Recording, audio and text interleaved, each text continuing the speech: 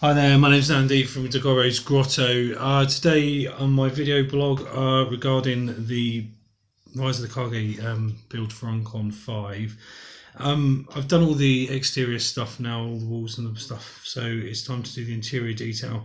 So it's several projects all at once. It's really difficult to video everything that I do in prep work. I'm just going to show you a couple of little bits that I've been working on. First of all, the bits that I don't make myself. These are the resin printed commercially available pieces like the Buddha here and the food dogs that have sort of filtered into Japanese Japanese culture as well. Those are, like I say, resin printed. They're from TT Combat. They are pieces that were given to me, donated to me by club members, which I'm very grateful for.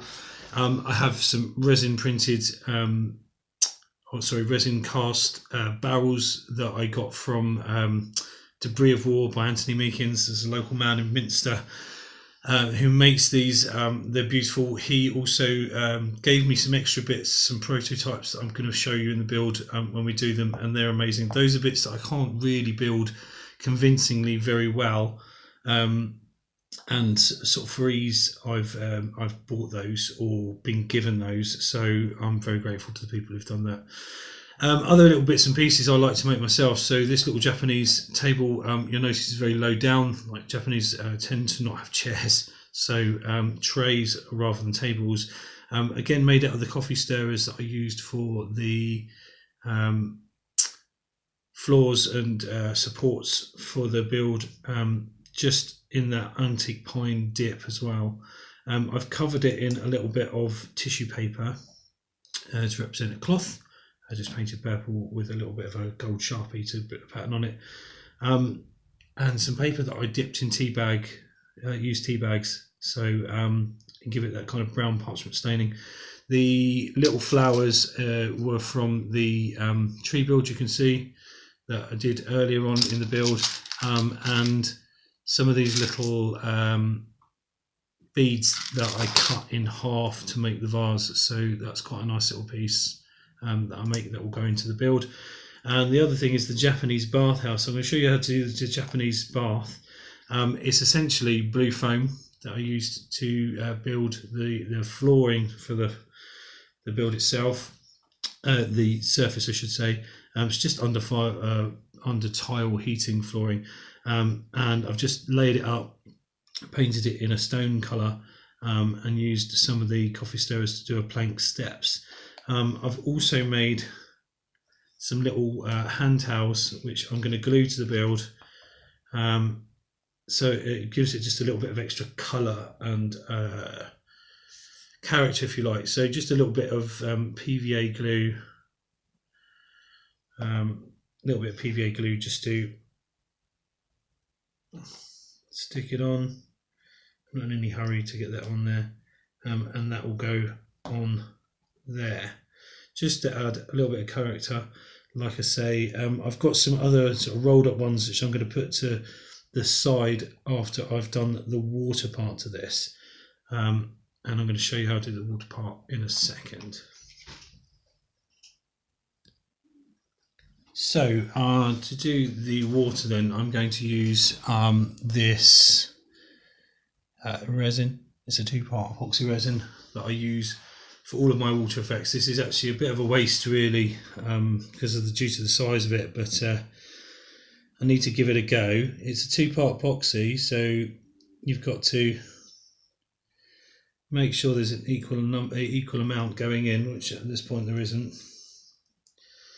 So I shall try and get the other side to do its business in just a second. I don't know why that's not going. I think it's just going to have a little block, so I'm just going to stop the video for a second.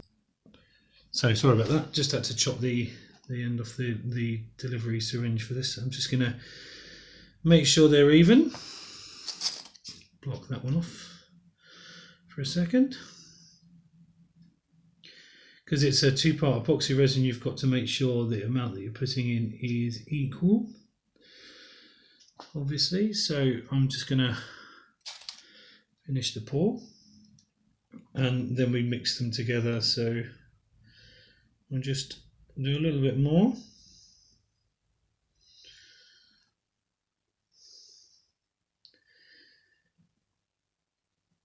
that's fine.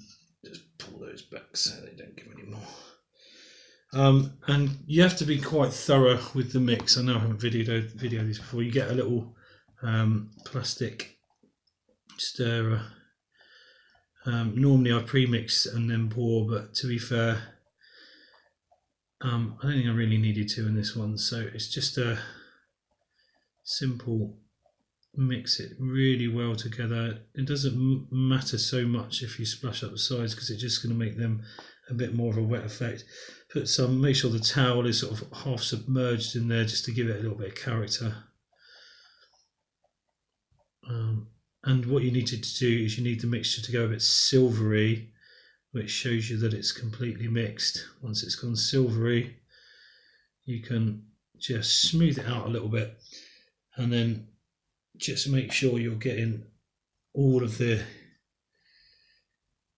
bits covered that you want to get. Now that will go clear, but before it does, I just want to add the last little bit of detail to this before it dries. I'm using teddy bear fur from a dog's toy, don't tell the wife, just to add the illusion that there's steam coming from the bath. So I'm just going to pop that in there while it's still hardening. It takes about 2 or 3 minutes just to harden fully, and then I can tease out the bits of steam, so it looks like the bath has just been poured for the master of the house, the daimyo himself, or one of his family.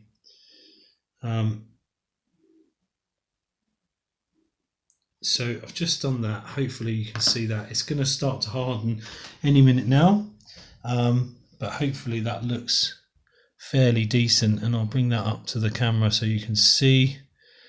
So I will tease all those out so it actually looks a little bit more decent, but yeah, you can see that that's starting to look a little bit like a steam coming over the top of the bath.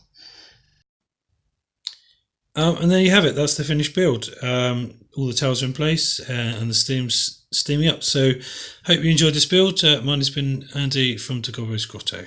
I'll see you soon.